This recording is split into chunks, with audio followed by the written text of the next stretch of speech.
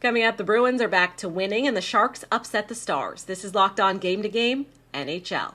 Every game, every team, every angle. Locked On Game to Game, your team every day.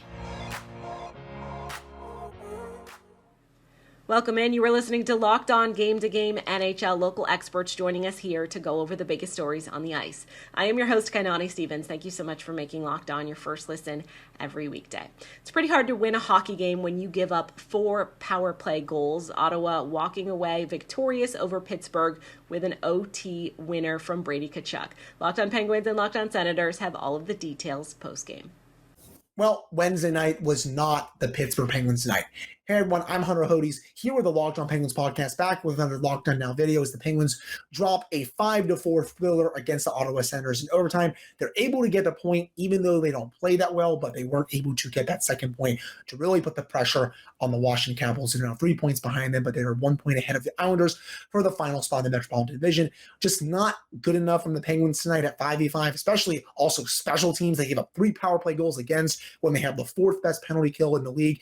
Yes, the Senators have the 6th best power play in the league, but not good enough for the Penguins. They were just way too passive with that. And then the top 6 produced tonight, but the bottom 6 again struggled, and that's just been a theme of this season. They'll get the Senators again on Friday as they will conclude this home and home.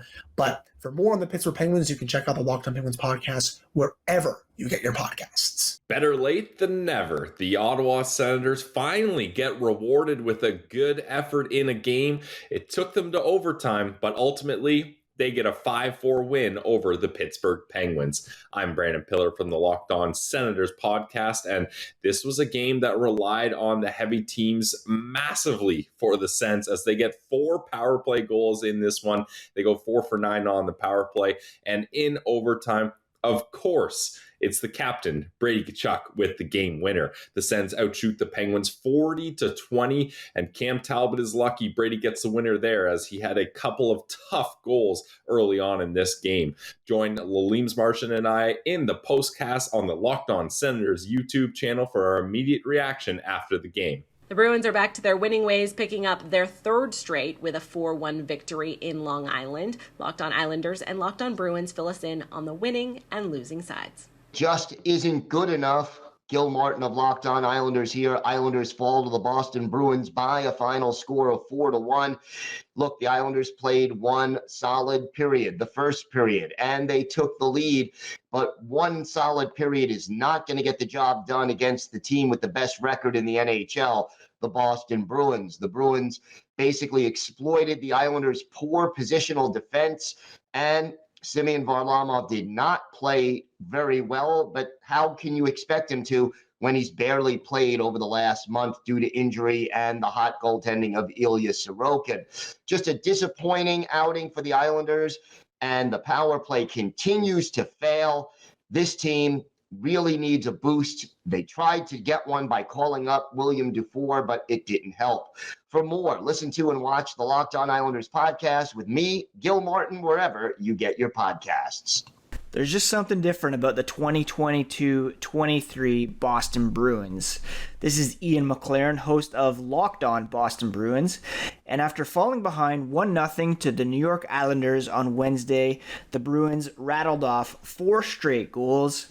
The first coming from local boy, Charlie McAvoy, en route to a 4-1 win over the Islanders. They improved to 35-5-4 on the season, and Linus Ullmark maintained his league lead in wins, goals against average, and save percentage. Just another clinic across the board for the Bruins. They succeeded on the power play, going 1 for 4, held the Islanders to 0 for 6, league leading penalty kill, and they'll look to keep it going Thursday night in New York against the Rangers. Check out Locked On Bruins for all the latest on the black and gold.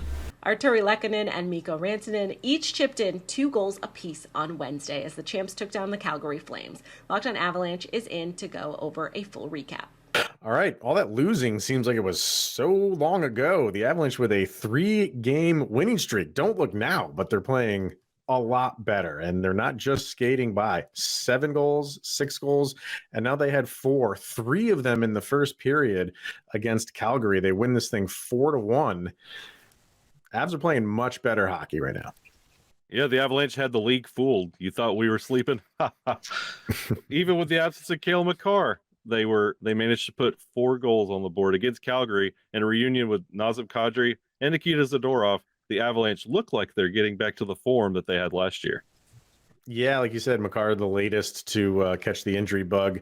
Doesn't seem too serious. He did make the trip, but he was kind of like a late scratch. He's day to day, so we'll see what happens. He could be back for the Vancouver game, but it was like they didn't miss a beat. And I know, like, we still have only on this short game, 3-game winning streak, but they're not just winning by the skin of their teeth. They're playing much better. Georgiev was great when he needed to be, because Calgary did tilt the ice in the third, and they gave it everything that they had to get back in this game. He gave up a power play goal, but shut everything else down. Even the Avs on defense looked a million times better.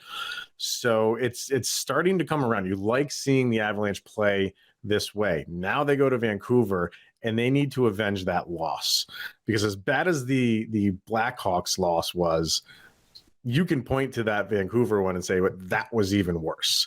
So hopefully we can push this thing to 4 games and keep catching those teams that are above the Avalanche in the standings right now. Because as it stands, they still are out of a playoff spot, but they are oh so close.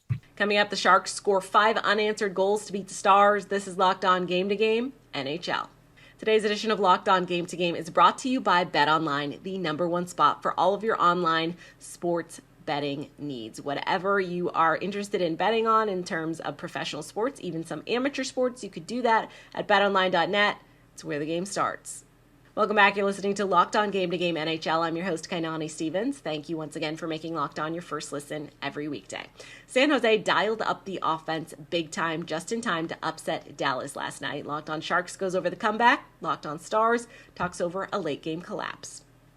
Erik Karlsson continues his rampage. I'm Jade Young of Locked On Sharks, and Erik Karlsson added 4 points, a goal, and 3 assists tonight as the Sharks overcome a 3-0 deficit to the Dallas Stars, and they win 5-3. Karlsson with his 4th 4-point night of the year. He's now over 60 points, the fastest defenseman to hit that mark since 1988, continuing to show why he is the best defenseman in the world. And I will take no other answers right now, as he shoots for 100 points.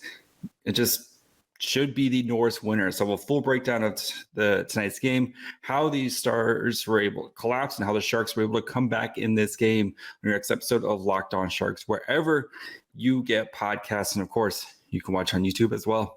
The Dallas Stars simply refuse to beat inferior opponents. Hey, everybody, Dane Lewis with the Locked On Stars podcast. And the Dallas Stars just blew a 3-0 lead against one of the worst teams in the NHL, the San Jose Sharks. And this is a game where we should be focusing on the positives. The Stars actually got some depth scoring. Jason Robertson sets a new Dallas Stars record, the fastest player to score 30 goals in a season. And here we are talking about the Stars losing 5-3, 5 unanswered goals from, again, one of the worst teams in the NHL in San Jose. Credit to them for being unrelenting and taking advantage of the Stars defense, playing lackadaisical through the back half of the game. I think the Stars just figured 3-0 lead against a tanking team, a rebuilding team, and they had the green light and that they were all good to go. But I mean, this Sharks team is full of professional hockey players looking to, either earn the paycheck they have now or go out and earn an next paycheck. You can't let a team crawl back into a game, because they will take advantage of it. And we saw it on full display on Wednesday night. One game removed from maybe one of the most perfect Stars performances we've seen all season in Las Vegas. They turn around, they carry it over a little bit into the first period, the first part of the second period, and then things just absolutely fall apart. And this team, as good of a season as they're having, they're still imperfect. They still have a lot of areas they can improve on, and it's frustrating to see a team blow, a team that has come back from a lot of big deficits. They blow a big lead, and it's against a team that they definitely should have beat. They should be getting 2 points, and they should be building distance between themselves and the rest of the Central Division. But now they still have the same amount of points as Winnipeg, and the Jets now have a game in hand. The Stars will be back in action tomorrow against Los Angeles, and I'm not too confident about what that game could yield for them, given that it's the second night of a back-to-back on the West Coast. But we'll have to see what's in store, and we'll be talking about Wednesday night's loss and looking ahead to Thursday night's matchup in LA on Wednesday's episode of Locked On Stars, and we'll see you there. That will do it for this edition of Locked On Game to Game NHL. Thank you again for making Locked On your first listen every weekday. Now make sure you're subscribed to Locked On NHL and your favorite team's Locked On podcasts on YouTube and wherever else you get your podcasts from. I'm Kainani Stevens. This has been Locked On Game to Game.